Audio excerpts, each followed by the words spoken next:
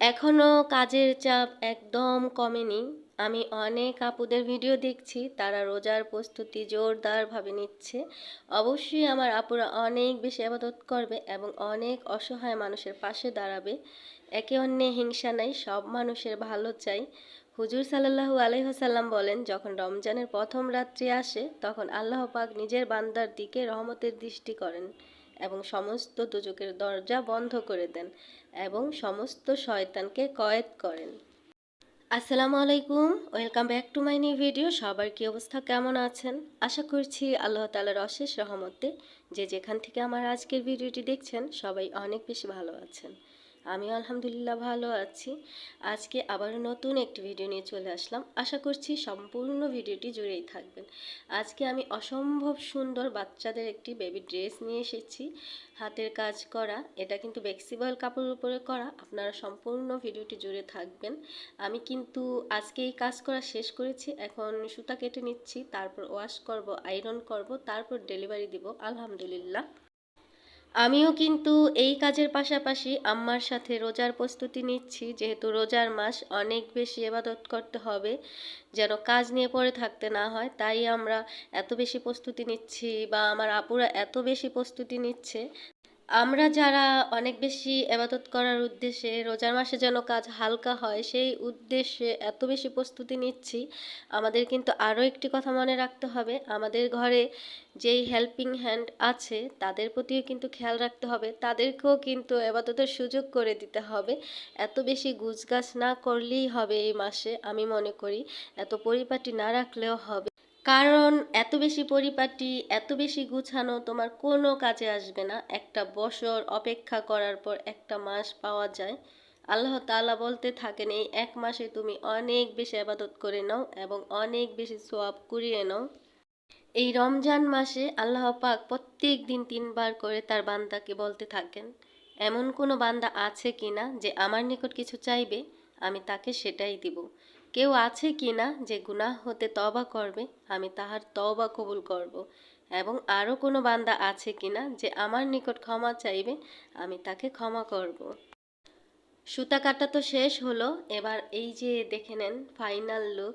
আমি কিন্তু সব সময় বরাবরের মতো ওয়াশ করার আগেই আপনাদের সাথে শেয়ার করি, কারণ ওয়াশ করতে গেলে আরও একটা দিন অপেক্ষা করতে হবে, আর ভিডিও দেওয়ার মতো আমার কিছুই নাই। এমন তাড়াহুড়া করে আমার কাজগুলো হয়, আসলে কি বলবো, এত বেশি কাজ। আলহামদুলিল্লাহ আমি কিন্তু আবার নতুন কিছু অর্ডার পেয়েছি, ওইগুলো আপনাদের সাথে শেয়ার করব। এখনও কাপড় আনা হয়নি, কাপড় আনবো ইনশাল্লাহ।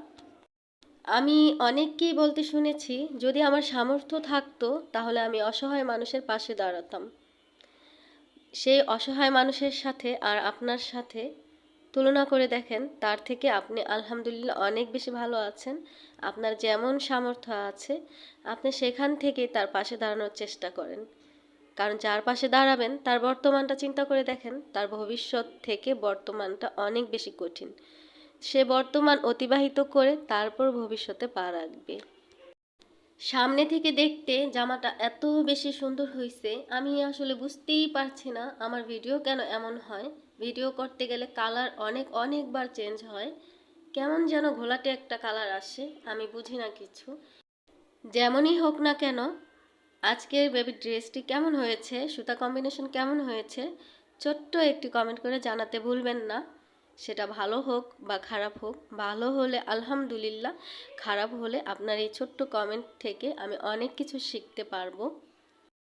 আপনাদের সাথে কিন্তু গত ভিডিওতে একটি বেবি ড্রেস শেয়ার করেছি এবং আজকে একটি শেয়ার করলাম, আরও 2টা বেবি ড্রেস শেয়ার করব। এই 4টা ড্রেস একটা বেবির জন্য, ঈদের জন্য অর্ডার করেছে। রোজা একেবারেই নিকটে চলে এসেছে, তাই না? তাই সবাইকে রোজার অগ্রিম শুভেচ্ছা। আজকে জুম্মাবার, সবাইকে জুম্মা মোবারক। আমি জানি না রোজার ভিতরে ভিডিও দিতে পারবো কিনা, আর যদিও ভিডিও দেই ভয়েস দিতে পারবো কিনা, তাই সবাইকে অগ্রিম শুভেচ্ছা জানিয়ে দিলাম। এই রমজান সবার অনেক বেশি ভালো কাটুক, সুন্দরভাবে রোজা রাখার পর তারপর সুন্দরভাবে তাদের ঈদগুলো কাটুক। আমার আজকের ভিডিওটি এখনও যারা দেখছেন, ভিডিওটি দেখতে দেখতে যদি ভালো লেগে যায় তাহলে একটি লাইক দিয়ে দিবেন প্লিজ। আর আপনি যদি আমার চ্যানেলে নতুন হয়ে থাকেন চাইলেই চ্যানেলটিকে সাবস্ক্রাইব করে নিতে পারেন। আর আপনি যদি অলরেডি এই কাজটি করে থেকে থাকেন তাহলে আপনাকে জানাই অসংখ্য ধন্যবাদ। আমি কিন্তু আপনাদের সাথে কথা বলতে বলতে ভিডিওর একেবারেই শেষে চলে এসেছি। আমার মনে হয় তারপরও কথা বলে আমার কথা শেষ হয়নি। তবে কথা বলতে আমার অনেক সমস্যা হইতাছে, কারণ আমার অনেক বেশি ঠান্ডা লেগেছে। এই ঠান্ডা আমার ছাড়বেই না। আজকের মতো এখানেই বিদায়। আল্লাহ হাফেজ।